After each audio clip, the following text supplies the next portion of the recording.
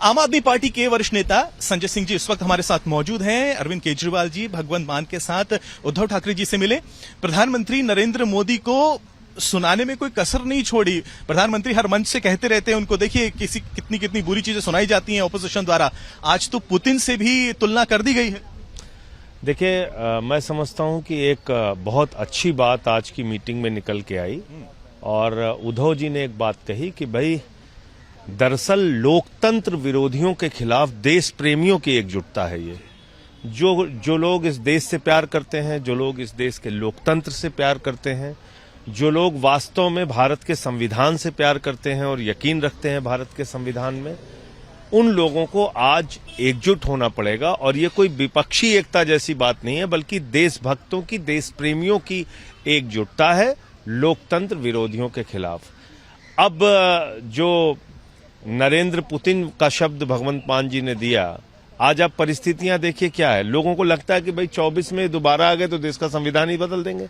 जब सर्वोच्च न्यायालय के फैसले को एक अध्यादेश से लोग पलट दे रहे हैं, तो आप कल्पना कर सकते हैं कितने खतरनाक लोग हैं, कितनी इनकी मानसिकता है लोकतंत्र विरोधी।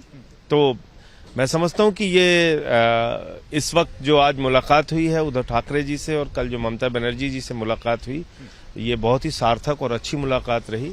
अरविंद केजरीवाल जी ने ये संकल्प लिया है कि अब पूरे देश में निकलकर जितने भी विपक्ष की पार्टियां हैं, जितने भी पार्टियां हैं, और मैं तो अब आज उनको देश प्रेमियों की जो एकजुटता है उसकी पहल करेंगे और इस अध्यादेश को राज्यसभा में गिराने के लिए सबसे अपील करेंगे। तो अभी ये जो देश प्रेमियों का जहाज है, इसका कप्तान कौन होने वाला है? क्योंकि एक बड़ा सवाल पूछा जा रहा है। शरद पवार तो बैकआउट कर गए, उन्होंने बोला कि वो रेस में है ही नहीं। जब देश प्रेमियों का शब्द आ गया तो उसमें कप्तान की लड़ाई नहीं होनी चाहिए, देश की लड़ाई होनी चाहिए। और देश विदाउट अ रडर कहा जाता है ना सर।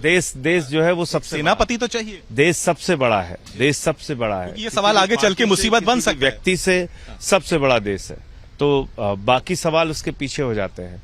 अगर आज हम सब लोगों को ये महसूस हो रहा है कि नहीं, भारत का लोकतंत्र इस वक्त खतरे में है, देश का संघीय ढांचा खतरे में, और सबसे बढ़ के सुप्रीम कोर्ट के 5 जजों का फैसला अगर बदल दिया जा रहा है, तो निश्चित रूप से अब हम लोगों को ये सोचना होगा कि फिर लोकतंत्र बचेगा कहाँ।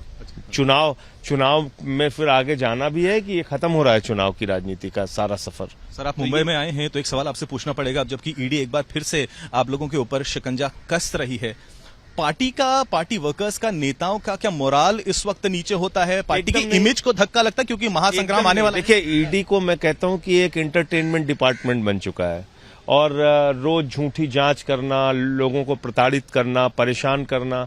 आप देखिए कि मैंने जब से मोदी अडानी के घोटाले को देश के सामने रखा है, जेपीसी के लिए लड़ाई लड़ी, ईडी के दुरुपयोग का मुद्दा उठाया, किस तरह से मेरा नाम झूठे तरीके से ईडी की चार्जशीट में शामिल किया गया, बाद में मुझसे लिख के दे दिया कि साहब गलती हो गई, अब हमारे सहयोगियों पे छापेमारी कर रहे हैं। तो ये एक प्रताड़ित करने की कार्रवाई है, इसमें डरने की कोई बात नहीं। हाँ, मैं मोदी जी से ये जरूर कहना चाहता हूँ कि कायरता से पीछे से वार मत कीजिए, सामने आके लड़िए, चुनाव में लड़िए, लोकतंत्र है। पता चल जाएगा आपको कि जनता किसके साथ है। एक चीज आप चुनाव में जब हार जाते हैं, जब दिल्ली के लोग 62 सीट देते हैं अरविंद केजरीवाल को, तो उनकी सरकार को गिराने के लिए ये सब हथकंडे अपना रहे हैं। ये सफल नहीं होंगे और न रुकूंगा न झुकूंगा, मोदी जी से लड़ता रहूंगा। एक चीज बड़ी नोटिस करने वाली है, सवाल आपसे पूछना चाहूंगा। पंजाब से लेकर दिल्ली तक कांग्रेस पार्टी अरविंद केजरीवाल जी पे बहुत बड़ी तीखी टिप्पणी कर रही है। अर्बन नक्सल कह दिया गया वहां एलओपी ने, यहां कहा जा रहा है कि इस लायक भी नहीं उनके साथ बैठा जाए। आप क्या कहना चाहेंगे? देखिए, ऐसा है कि पार्टी का, उनका राष्ट्रीय नेतृत्व जो है, उसने अपने सभी सहयोगी दलों से, लाइक माइंडेड पार्टीज से वार्ता करने का समय लिया है, तो उनकी प्रतीक्षा करनी चाहिए कि अंतिम निर्णय उनका क्या होता है। अपोजिशन यूनिटी में कांग्रेस के बिना यूनिटी कैसे देखते हैं आप?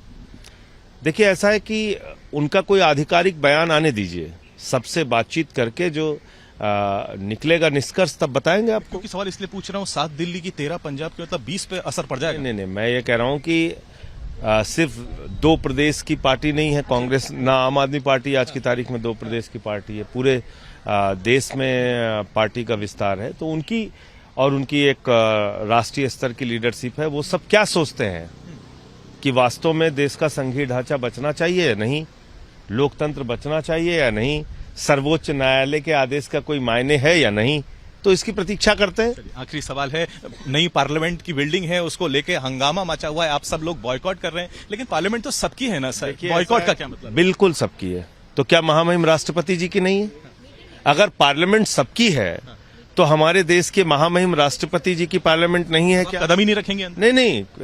नहीं है क्या, मैं ये पूछ रहा हूं। भारत के राष्ट्रपति को ना बुलाना, मैं समझता हूं कि देश के आदिवासियों का, दलितों का, पिछड़ों का, वंचितों का घोर अपमान है और महामहिम राष्ट्रपति जी का घोर अपमान है।